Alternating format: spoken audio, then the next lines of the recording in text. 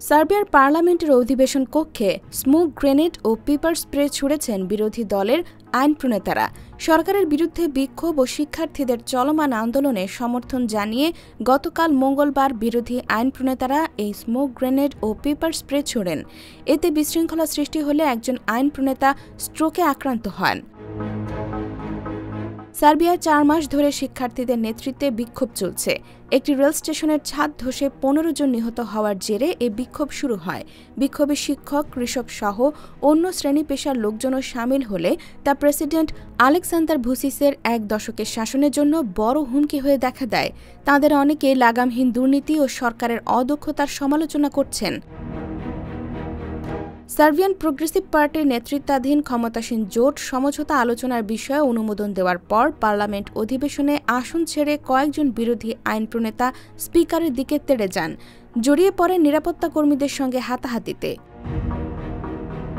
এ সময় কিছু বিরোধী আইন প্রণেতা স্মোক গ্রেনেড ও পেপার স্প্রে ছুড়ে মারেন।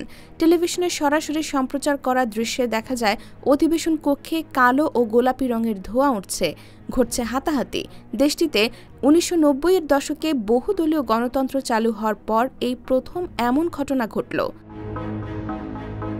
এদিকে প্রেসিডেন্ট ভুসিস বলেছেন, হট্টগোলের সঙ্গে জড়িত সব আইন প্রণেতার বিরুদ্ধে ব্যবস্থা নেবে কর্তৃপক্ষ। এ ঘটনাকে তিনি ভণ্ডামি বলে আখ্যা দেন।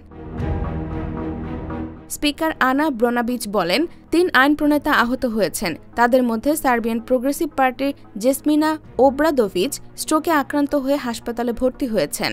স্বাস্থ্যমন্ত্রী জলাতিবর লোনকার বলেছেন, ওব্রাদোভিচের অবস্থা সংকটাপন্ন। কয়েক মাস ধরে চলা দুর্নীতিবিরোধী বিক্ষোভের মুখে গত ২৮ জানুয়ারি পদত্যাগ করেন সার্বিয়ার প্রধানমন্ত্রী মিলোস বুচেভিচ।